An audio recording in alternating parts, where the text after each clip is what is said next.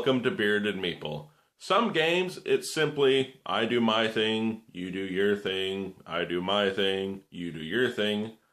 But some games are all about plotting your turn and messing with the other guy. Scott, sorry, something in my throat. I love programmable card games. They are so much fun, because while I'm going to do my thing, I can do one little thing, and it's totally going to ruin the other guy's turn, and I just love doing that. We're talking about Christoph Remboldt's Colt Express. It's a programmable card game in which you're bandits on a train trying to get all the loot you can, have the most loot at the end of the game, and you win. The thing is, what I do is great, but also what I do might affect everything you've programmed, and it just wrecks your whole turn. Sometimes it can be fun. Let's take a look. For each player, you will add a card length to the train. Odd number players, 1, 3, and 5, will start in the caboose. Players 2, 4, 6 will start in the second last car. On the floor of each car, it has icons to show how much loot will be placed there. Each player has a deck of cards, bullets to shoot, a character card with an action ability icon, and a deck of 10 action cards. There is also a neutral bullet deck and round cards, 2 to 4 players and 5 to 6 players. There are 7 cards in each. You will choose 4 randomly. Each card will show you how many turns you get a round, as well if there is a special event at the end of a round. There are 3 end-of-the-line cards. You randomly select one, and an event will always take place at the end of the game. The marshal is placed in the engine with a $1,000 satchel, and you're ready to begin. The player with the most loot wins. When it comes to actions, you have 6 options. You may move from car to roof, or vice versa, or you may move from car to car. However, if you're on the roof, you may move the distance up to 3 car lengths.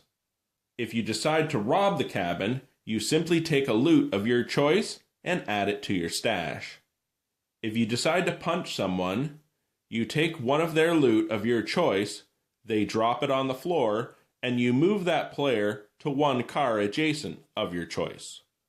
If you shoot a player, you may never shoot a player in the same car.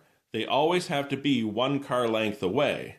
However, if you're on the roof, you may shoot as long as you have line of sight. So white could shoot blue, but not pink because blue is in the way. If you move the marshal travels back 1 car and immediately shoots anyone in the car. That player immediately is moved to the roof. And there are actions that will certainly affect your game at the end of the round, such as passenger revolt, using swivel arm to go to the back of the train, or brakes lurching and moving everyone on the roof forward 1 spot. You begin a turn by shuffling your deck of cards and drawing 6. We can see this round we will have 4 turns. Cards are always placed face up unless there's a tunnel, and that way no one can see what you're doing. The arrow icon will reverse the order in which cards are played. The bullet cards will come into effect as you get shot. These cards are added to your deck, so as you draw cards, bullet cards may appear, and now you have less options to you that round. However, on a turn, you may play a card, or you may draw more cards. The thing is, you're missing a turn, and what someone else does may certainly affect your actions. The loot cards, the gems are always worth 500, the satchels 1,000. However, the purses vary in value, and the purses are always face down, so you don't actually know what money you're taking, or if you're stealing from another player, you're not sure how much you're going to get. And that, my friends, is Colt Express. When it comes to a programmable card game, I love this game. I cannot say enough good things about it. The fact that you have a 3-dimensional board and you get to move your bandit around and you're shooting this person and picking up this and doing that. This game was so much fun. And that's the thing, it's actually a fun experience as you play it. The only thing I will say against the game is not actually the game itself, it's going to be the type of people you play with, because everyone's got to be on the same playing field, so to speak, because if you don't pay attention to that one person, they're just going to go train car to train car, pick up all the loot, and run away with the game, because everyone else is fighting and attacking each other. You got to mix it up and make sure everyone's in the game. If programmable games aren't your type, definitely check this one out. Like I said, it's just an overall fun experience. It's not that long of a game. It's only going to last 5 rounds.